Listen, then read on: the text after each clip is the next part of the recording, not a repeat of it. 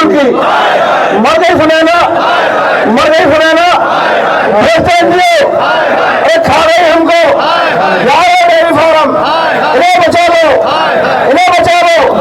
भ्रष्ट कानून, भ्रष्ट कानून, भ्रष्ट प्रशासन, भ्रष्ट प्रशासन।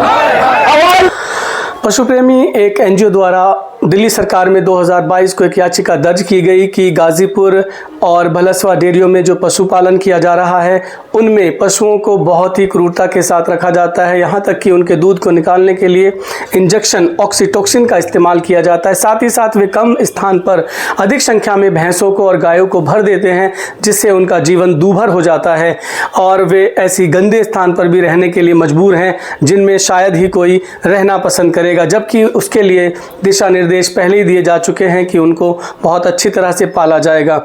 ऐसे में इस एनजीओ ने हाई कोर्ट से कहा है कि वे इन पशुओं के बारे में विचार करें और जो डेयरी कम स्थान में चल रही हैं उन डेयरियों को स्थानांतरित करके खुली जगह पर भेज दिया जाए ताकि इन पशुओं को कोई किसी प्रकार की हानि ना हो। यहाँ तक कि इनके आसपास बिखरे हुए कचरे जिसको खाकर गाय जो है अपना पेट भरती हैं, बाद में इनको दूध निकालकर जनता में भेज दिया जाता है, जिससे लोगों के बीमार होने का खतरा भी बढ़ गया है। उसी को लेकर आज ये महापंचायत हुई, जिसमें शीला दीक्षित पूर्व मुख्यमंत्री दिल्ली, उनके पुत्र संदीप दीक्षित भी शामिल हुए और साथ ही साथ अमरीश गौतम जी ने भी साथ दिया और ये आश्वासन दिया कि इन डेयरियों को किसी भी प्रकार से तोड़ा नहीं जा सकता है और ना हम इनको स्थानांतरित होने देंगे। सुनिए। यहाँ डेयरी नहीं रहेगी, डेयरी भी उस समय घोघा शिफ्ट होनी थी, लेकिन मैं एक और चीज बात बताऊं, आपके भी एक साथी ने बताया उस समय भी घोघा डेयरी में कोई ऐसा इंतजाम नहीं था कि डेयरी वाला वहाँ मूव कर सके। मैं आपको ऑफिशियली बता रहा हूँ कि मुख्यमंत्री जी को घोघा में बुलाया गया था नई घोघा डेयरी का इनॉग्रेशन करने के लिए। मैडम जब वहाँ पहुँची, मेरा इलाका था नरेला के बिल्कुल बॉर्डर पर वो थी, तो उस समय नरेला भी ईस्ट दिल्ली का हिस्सा हुआ करता था। हम लोग के बीच में खलबड़ी मच गई क्योंकि सीएम साहब ने कहा मैं तो इसे इनॉग्रेट नहीं करूंगा क्योंकि आधा बना, ये क्या बकवास बना। अधिकारी वो डांटा और फिर हमने कहा कि नहीं मैम आप इनॉग्रेशन कर दीजिए, जैसा भी है कम से कम जिनका जरूरत होगी तो उनका ठीक है करूंगी। बहुत गुस्से में थी तो इनॉग्रेशन हुई, उसके बाद वहाँ फैसिलिटीज देनी थी।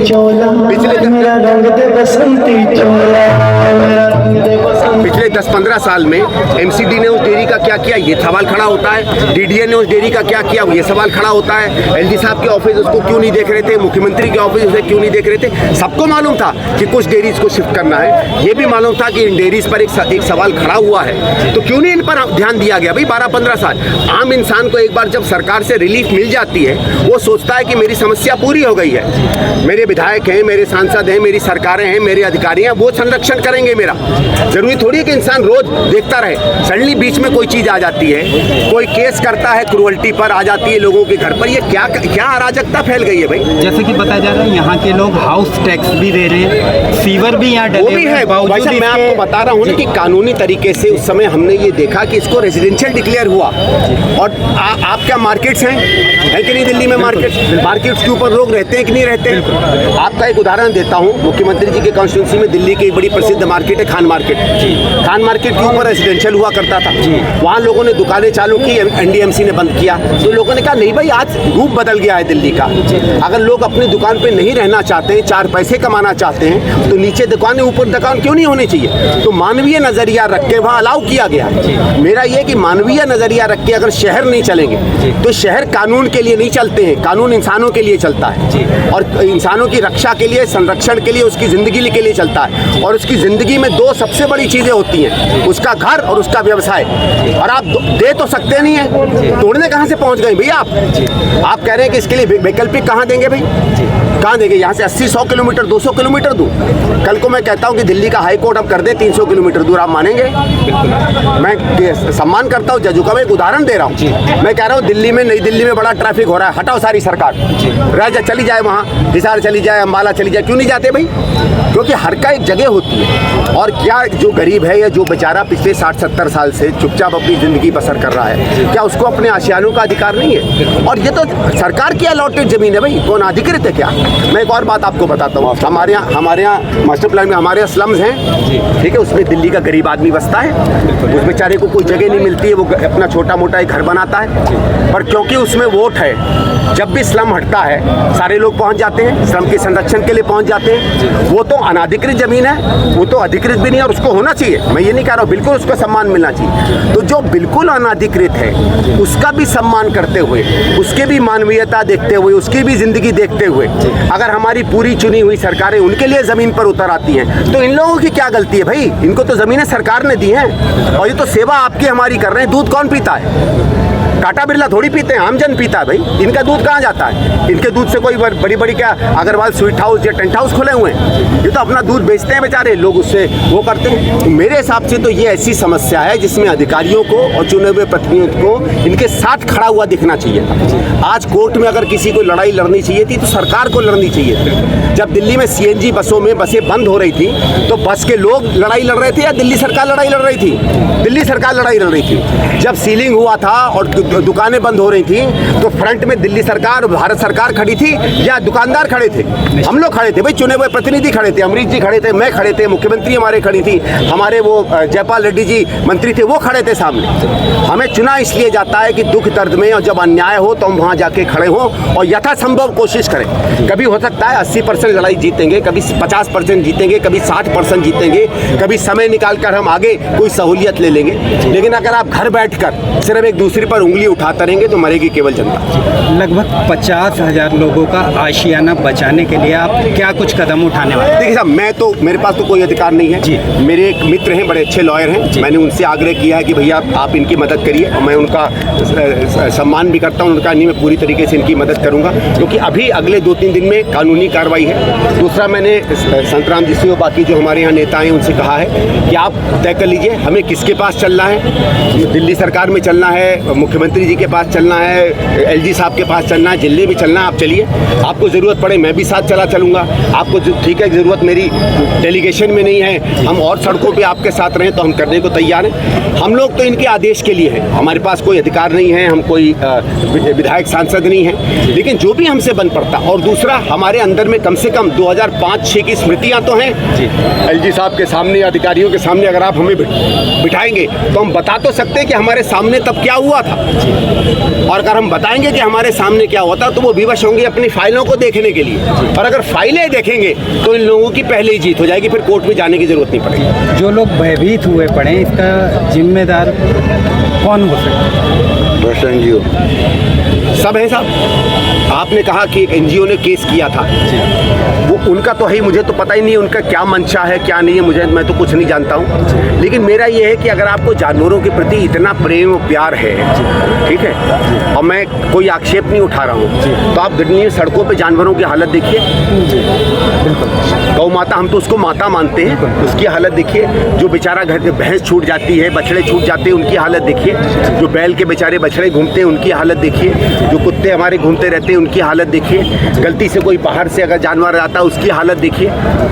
एक भी जगह मैंने हमारी NGOs को उनके लिए कुछ करते हुए तो नहीं देखा, और जो सच्ची में संस्थाएं उनके लिए करती हैं उनको इस तरीके की ऊंजून हलकर करते हुए मैंने नहीं देखा। लेकिन उसके साथ साथ सरकारों पर भी तो बनता है ना भाई। हमें भी याद है, मुझे याद है कि 2008-9 में भी कुछ इसी तरीके की बात आई थी और मेरे को कुछ अधिकारियों ने फ़ोन करके कहा कि सांसद जी आपके यहाँ एक दिक्कत आ रही है, ये देखो आगे प्रॉब्लम बन सकती है। तो अगर आप संबंध रखेंगे अधिकारियों से तो अधिकारी पहले ही आपको सूचित कर देता है कि क्या दिक्कतें आपके इलाके में आ सकती हैं। तो हमारे विधायक हैं, हमारे पास 70 विधायक हैं भाई, हमारे पास 7 सांसद हैं, हमारे पास 3 राज्यसभा के सांसद हैं, 7 मंत्री हैं, हमारे पास पूरी भारत सरकार यही रहती है। और कोई ऐसा बड़ा नेता नहीं होगा हिंदुस्तान में जिसका दिल्ली में घर नहीं होगा, और हो सकता है यहाँ आसपास में भी घर हो। और आजकल तो लीडरों के फार्म हाउस भी बड़े होते हैं, तो भी आस ही पास में होंगे, डेयरियों के आसपास। क्या उनको किसी को कोई चिंता ही नहीं है दिल्ली के लोगों की? या दिल्ली केवल अपना अय्याशी का अड्डा बनाने के लिए इनके लिए शहर रह गया? जैसा कि अभी अपने संबोधन में आपने पानी का जिक्र किया था, शुद्ध पानी नहीं है। काफ़ी जगह देखा जा रहा है इसी इलाके में लोग नाले का पानी पीने को मजबूर हैं, जो टोटी में आ रहा है जो पानी। वो तो है ना, वो इसलिए आएगा ना कि देखिए क्या है, एक व्यवस्था जब बनती है, व्यवस्था के लिए पैसा खर्च होता है, उसके लिए आयोजन नियोजन होता है, उसके लिए काम किया जाता है। आज जल बोर्ड हमारा 72 या 73 10,000 करोड़ के घाटे पे चल रहा है। ठीक है साहब, आप फ्री फंड दीजिए, आपको सहूलियत है, आपको वोट के लिए चीजें फ्री देनी है, दीजिए, लेकिन फिर पैसा कौन लगाएगा? भाई मेरे पास अगर घर में 10 रुपया आता है और मैं 7 रुपए सिर्फ फोकट में खर्च कर दूं और 4 रुपए की जरूरत हो और 3 ही रुपए मेरे पास हो, तो 1 रुपया कहाँ से आएगा? इसका मतलब है कल को अगर दरवाजा बनाना होगा वो काम नहीं होगा, पंखा खराब हो जाएगा, मैं पंखा लगा नहीं पाऊंगा, बिजली का बिल मैं नहीं दे पाऊंगा, धीरे धीरे मेरा घर जो है टूट मूट के चरमरा जाएगा। भले मेरे बच्चे मेरा जय जयकार करें क्योंकि 7 रुपए का पॉकेट मनी दे रहा हूं। तो गंभीरता से सरकार तो तब चलती है जब राजनीति के वोट के ऊपर आप विकास के लिए भी कभी सोचते हैं। हर आज जल बोर्ड का ये हाल हो गया है कि हमारी आप कहे कुछ भी दें, पाइपलाइनें नहीं बदल पा रही हैं। हम लोगों के समय सुएज लाइन पाइपलाइनों के बीच में जो दिक्कतें आती थी वो रोजमर्रा की चलते चली आ रही है। जहरीले पानी पर बात आपकी पानी ट्रीटमेंट ही नहीं हो पा रहा, कहाँ कैसे नहीं जहरीला पानी आएगा भाई साहब? खुद जल बोर्ड के अपने हैं कि 95% हमारे सैंपल फेल कर गए, 95%। और पानी जो है वो ऐसी चीज है जो सबसे ज्यादा खतरनाक होती है, सीधे जाके आपकी किडनी खराब करती है, आपके खून में बढ़ जाती है। आप समझ लीजिए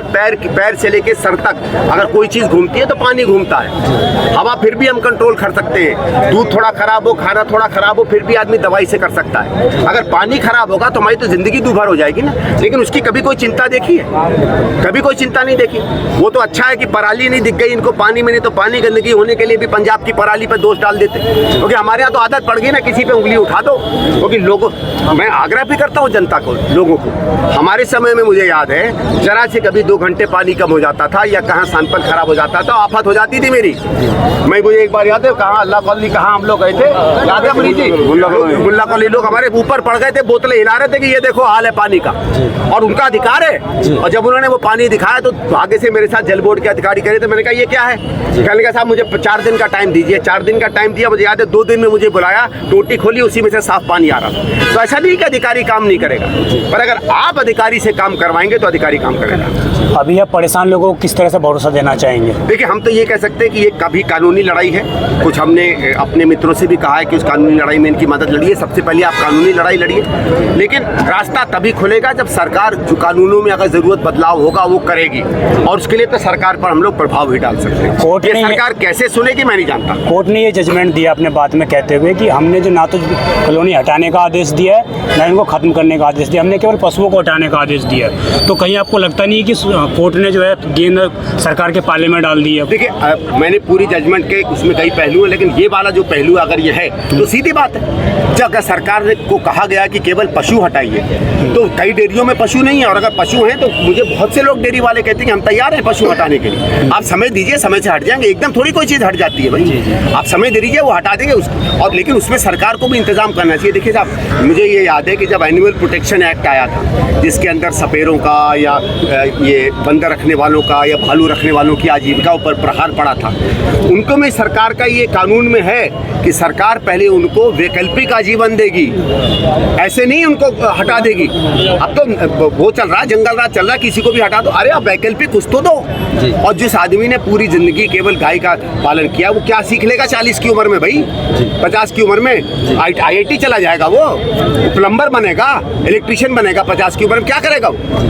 आप या तो उसको वैकल्पिक व्यवस्था दीजिए, रोज आप हर चीज फ्री करते हैं तो कम से कम उन बेचारों को कुछ पेंशन ही बांध दीजिए, कुछ तो मदद करिए उनकी। लेकिन अगर आपको ये लगता है कि 11 डेयरियों में वोट नहीं है, इसके लोग असर नहीं कर सकते, तो भूल जाइए, एक ही गरीब की आह बहुत होती है, और ये बहुत सारे लोग हैं, अगर आह इनकी लग गई तो सरकारें बर्बाद हो जाएंगी। Thank you. आदरणीय संदीप दीक्षित जी हमारे बीच में आए हैं, उन्होंने अपनी तरफ से भी स्पष्ट कर दिया है। हमारे प्रधानों, जो डेयरी कॉलोनी के प्रधान आए हैं, उन्होंने भी जो मांग की है उससे भी स्पष्ट हो गया है। हम तो यही कहना चाहेंगे सरकार से कि आप कानून बनाइए, अगर आप ऐसी पॉलिसी लाए हैं कि इनको हटाया जाए तो कानून बनाइए।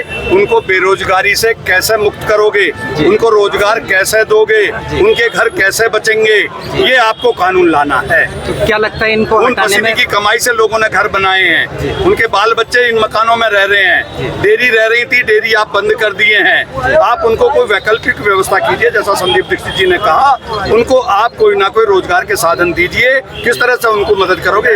गाँव से लोग जमीन बेच के आए यहाँ। जी, आपकी पार्टी गाँव में जाने के लिए आपकी पार्टी की ओर से क्या आश्वासन दिया गया? हमारा आश्वासन ये है, हम अंतिम श्वास तक इन लोगों की लड़ाई लड़ेंगे, और अगर गवर्नमेंट अदालत गिराने आएगी तो हमारी छाती पे से बुलडोजर गुजरेगा, हम टूटने नहीं देंगे, हम लोगों के साथ खड़े हैं, इनके साथ अन्याय नहीं होने देंगे। Thank you. अभी तो ये लड़ाई है, संजय दीक्षित आगे बढ़ो, बहुत बहुत धन्यवाद। जय हिंद, जय भारत, आप सबकी जिंदाबाद।